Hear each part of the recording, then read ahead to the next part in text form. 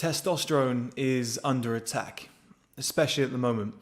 I just looked at this article, which I think it was in the Wall Street Journal, and they were talking about how associated with the virus, I don't think I can say the proper name because everybody's getting banned right now. Associated with the virus, they believe that men are getting it more than women. So what they want to do is give men estrogen shots in order to lower their testosterone, in order to combat the virus. Guys, this is insane. What the hell is going on at the moment? It seems like every single ploy, every single plot is designed in order to lower men's testosterone levels. It all started with Dr. Kellogg's, the guy who invented cereal. He wanted a bland cereal that was sugary, a bland food that was sugary, in order to, full of carbs. It was able to lower men's testosterone. It was able to lower libido, and it would prevent things like rape, aggression, etc. It all started back then, and since then our testosterone levels have been under mass attack from every single area. Now, it's not just our testosterone levels on the surface. You've got to think about the behaviors that society doesn't like us to do. Now, a lot of you guys have been asking about hashtag metoo and how that's going to affect dating, seduction. I've been meaning to make a video on this before. I finally got around to it. So the truth is, guys, it doesn't affect anything. So everybody believes that hashtag metoo is going to change the world forever, and men are going to approach women in a completely different way. We're all going to be holding hands, skipping along the road, thinking about unicorns, right? It's not going to happen that way. Everything's going to be as it used to be. Things aren't going to change. Women still want masculine men. Women still want men to approach them. They still want the same mannerisms that they used to want in the last 5, 10, 20 generations, right? But everybody's scared, and I get it.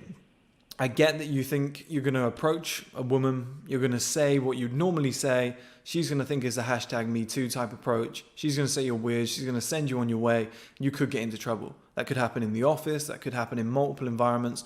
None of us want that, but I promise you, just look at the rest of society, right? There's people like Anthony Joshua. The shape that guy's in, you could not say that he's not an alpha male. He's about 18, 19 stone. What's that, about 230, 240 kilograms? Sorry, not kilograms. About 130, 140 kilograms, maybe 240, 250 pounds. He's a big guy. And so many women like the way he looks, and he's a boxer. Could you get more alpha male than that? The way he looks, he's a boxer. He knocks people out for a job. Come on. But the hashtag MeToo movement has got men thinking that we need to drop our testosterone, we need to be a little bit softer, we need to be a little bit more delicate. But you look at all these environments, you've got Jason Momoa, another guy who's considered one of the sexiest men alive. Shredded, masculine face, big muscles, the long, strong hair and big, strong beard. The big, deep voice. Every role he plays, he's punching or kicking somebody or fighting somebody. This whole idea that we need to get softer, we need to get filled with estrogen from, I believe it was the Wall Street Journal, or it could have been New York Times. I believe they're all the same anyway, in my opinion. But saying that men need to get injected with estrogen in order to fight off the virus. This is insane. And you look at men's testosterone levels, they've been dropping for generations now. So according to data, our grandfathers had 3 times more testosterone than we did and 3 times higher sperm count than we currently do. I should have said we do on both. This is massive cause for concern, because you think to yourself, where's it going to be in another 20, 30, 40, 50 years time for our sons, our grandsons, etc. I think we're getting to a point where, men will be more like women. And as we've seen in the animal kingdom plenty of times, when the male gender drops, the female gender takes its place. And we're seeing that already. We're seeing the natural roles be reversed. So men are now staying at home looking after the kids, and women are going out to work and earning more money. It's fine. There's nothing wrong with that. I'm just saying we're slowly losing our male identity. And if anybody speaks out like I am now, we get called a Nazi, or we get called, we get framed as somebody who's against women, who hates women, when really you're just trying to protect what you currently are. And there's something that society does a lot. If you try and say something good about one group, there's an opposing group. So I'm talking about all men right now. I'm talking about black men, white men, Spanish men, Mexican men, etc. Throw us all, Indian men, throw us all into one big bubble, but then they'll find an opposing party, and we'll butt heads over this. And I hate that whole concept, especially when we're just protecting the male gender, what the whole male gender is about, what our natural genes tell us to do, what our natural epigenetics have been programmed to do from our fathers and grandfathers. And all of that is being stripped away and taken away, and testosterone levels are dropping. We're struggling to have babies. Our behaviors are changing. Like I said, there's more men staying at home now, which is fine, but that was never a trait that we used to do before. There's less men who are worried about succeeding, more men who are worried about kind of female-like drama, as in who's dating who and what he said about me. Men are adopting a lot of female traits year by year. And I just feel as though there's this major attack on male testosterone because, I don't know if we can get into it, there's a lot of conspiracy theories going around right now. But in short, the more controllable we are, the easier it is to pull things off. I think you guys have probably seen enough things on the internet to know what I'm talking about. But it's easier to control people in general if the most aggressive gender is not as aggressive anymore. If that one hormone that is making us aggressive, competitive, the way we reject authority or go against authority, the way we question things, we're curious. Testosterone drives all these behaviorisms. And if they take that away, it's going to make us very soppy. It's like I've always said that you either get wolves or dogs. And men originally are wolves. A lot of us get turned into, sloppy dogs, kind of looking up to our owner. Can you feed me? When can you feed me? When are we going for a walk? Whereas a wolf will just go and do whatever it wants to do when it wants to do it. But society is going down that route. Now, it's not all bad news, because with more men becoming a lot soppier, becoming, I guess you would say, less masculine, it opens up a whole opportunity for men everywhere, us lot, for example, who are aware of this. All we have to do is take advantage of that space that's being filled. So I've said before that obesity is on the rise, people are getting fatter, and I don't think this is a problem because competition becomes lower, which isn't a very masculine thing to say, because competition is good. But if you're going to look at one positive from all of this, the less men who are masculine, the less men who are in shape, the less men who do have masculine traits or testosterone-filled traits, the less competition there is, and the easier it is for you to rise to the top. And especially as something becomes rarer, it becomes more appealing, especially to women and other men as well. Other men will look up. I'm seeing this all the time, especially with Steve, the guy who you've seen do a lot of training videos and who was on the podcast with me. A lot of guys that train with him will say, how are you such an alpha male? How are you in such great shape? How do you speak so confidently?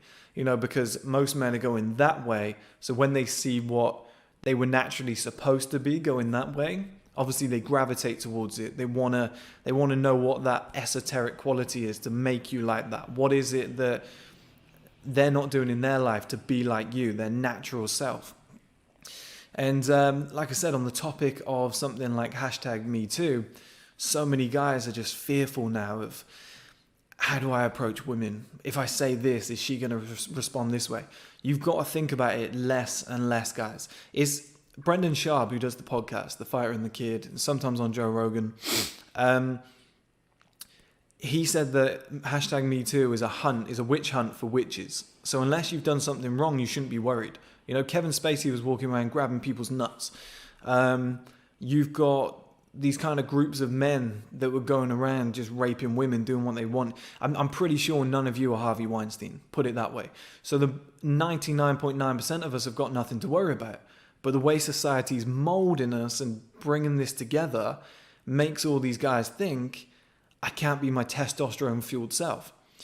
Now, every single pickup artist you'll ever speak to, and one guy I've been speaking to lately who's going to put his content on our streaming platform when that goes live, is the Travel Bum. And this guy's a genius. He's unbelievable with women. And he always speaks about being confident, being very masculine, whatever's on your mind, just kind of being yourself, just that masculine energy and letting it flow. And I feel like hashtag #MeToo and the kind of decimation of testosterone is destroying that. But I guarantee you guys, all women still fantasize about masculine men. They see it, they're not going to look at a guy who's 100 pounds in weight, who can't fend for himself, who doesn't have a job, and be like, do you know what? He cares about women. I'm going to be with him. They're still going to turn and look for the guy who might be 6 foot tall, built like a brick shit house, has a strong masculine jaw, and fucks like a rabbit with, you know, who's a powerful guy, who's aggressive, who's competitive, who goes out there and gets what he wants in life. That will still always be top of the chart. Now, one of the things that will trick you is what women will say. So a lot of women will say, oh, I want a guy who's caring, I want a guy who's this, I want a guy who's that. But when that guy comes along, they ignore him for the more masculine guy who's ignoring the whole hashtag #MeToo type stuff. And like I said, it all just revolves around the concept of testosterone becoming lower and lower, and more of us being afraid to be our natural self. So we're in this kind of estrogen-filled cocoon of, let's say if you're on a roller coaster, you're going along, you don't want to stick your arm out because you think, oh, it could be dangerous. The consequences could be dire. It kind of feels like that scared guy on the dance floor who's like dancing within himself. He's not making exaggerated movements. Those exaggerated movements in a metaphorical sense, in terms of life, like going and starting a business, making a video like this, being on the street and just dancing for the hell of it, you know, just going up to a woman, approaching her, saying whatever you wanted to say confidently, her rejecting you and you saying, yeah, fine, have a nice day, and walking away. These are masculine traits that still should exist today. And I guarantee you guys, the alpha male type of body language, the confidence that comes with it, the ability to be a big, strong man and say, it's okay to be this way and approach life in that manner, will get you places. It will get you places in a work sense. It will get you places in a success sense. It will get you so many places with women. It will get you places in your social groups. You'll get heard more. You'll get what you want. And I'm not talking about complete aggression of grabbing somebody by the throat and saying, here's what I want. But what I am saying is that those kind of inherent traits that make us men, just being confident, wanting to speak, wanting to lead, wanting to be the person that is a shining example. Don't be afraid to show these traits. Don't let things like, oh, estrogen injections are going to help men with their immune systems. We all know that's not true. As we get older, our testosterone drops, we get ill a lot more. It's not rocket science, right? But the media will have you believe that this is the way to do it. Forget about all of this hashtag #MeToo. Forget about the whole culture, which is, I believe in gender equality, but to say that men shouldn't be physical, men shouldn't be aggressive, men shouldn't be competitive. Oh, that's mansplaining. Oh, that's manspreading. Like, there's experiments that have been done on men to look at their the way their hips are aligned. Our bones literally do this. Where our pelvis is, our bones literally align in that manner. And they found that it's like 12 times more comfortable for a man to sit with wide legs. Yet we get penalized for it. Don't read too much into this, guys. It's a very, very, very small pool of women. And that's the thing. I'm not blaming women, because the majority of women will openly say that they want a man's man who is able to just come home, pick them up, you know, do what you will, and use your imaginations. But society has us thinking a completely different way, and it's very dangerous, because if you get into that way of thinking, you fall into that trap, you think you're doing the right thing, it's going to be a lot worse. So there's so many guys that read all these books or Hello magazine, and they see all these headlines from women saying, we want a man who's caring, who's this, and they read all these fucking female blogs, right? Then they try and become that man. They try and become the nice guy. They start wearing sweater vests, etc. They go for long walks on the beach. And they find that all that happens is they can't approach women. They get too nervous because they're thinking too much. They can't attract women because they're nervous as fuck. And women don't want to be with them. And then number 3, when they do get a woman, they can't keep them because a woman is looking for that masculine man. And these same kind of traits happen all the time. So let's say you go into a workplace and you want to succeed, you want to excel, and you think, I'm going to handshake my way to the top. I'm going to be the nice guy. You're going to get stood on. You're going to get disrespected. You're going to get ignored. You're going to get told to do overtime and never get praised for it. You need to speak up. You need to have those, like I said, inherently masculine traits. We were given them for a reason. They drive us forward. You look at anybody who's at the top, and I'm not saying make these people your role model, but somebody like The Rock. The Rock he's very open about what he does. He's built his whole brand on being masculine. So he's done wrestling. He's a giant guy. He takes steroids somewhat openly. I think most people know, but he doesn't admit it. Every film he's in is an action film where he's fighting, punching, being the aggressive big daddy role, You look at somebody like Donald Trump, okay? And that's why I was saying don't idolize these people. But the way he gets what he wants, the way he stares people down, the way he stands up there confidently, and if somebody asks a stupid question, he digs deeper. He says, okay, reveal it. Just the other day, somebody was asking, I think, about how the price of oil was down, and he said, well, what price is it? And the person said, well, I don't know, and tried to move on. He was like, well, what price is it? That aggression right there, that masculine trait to ask again and say, no, you've got to answer for your questions. You've got to answer for your meaning, That's what makes us men. And although articles, society, etc., everything you see, these injections, whatever this fucking shit will be, whatever comes next, they will tell you to go down this route, but you'll find it actually makes things worse. So stick to the masculine stuff. Ignore #MeToo. It's a load of shit. Obviously, don't go and, do something you shouldn't do. It's not great to be the Weinstein type of guy. I'm not saying that, but I'm saying your normal life that you were living anyway, just carry on living it. Because I guarantee, in terms of just being a normal, everyday guy, nothing's going to change for you. If a woman says no, walk away. What's the difference? It's always been that way.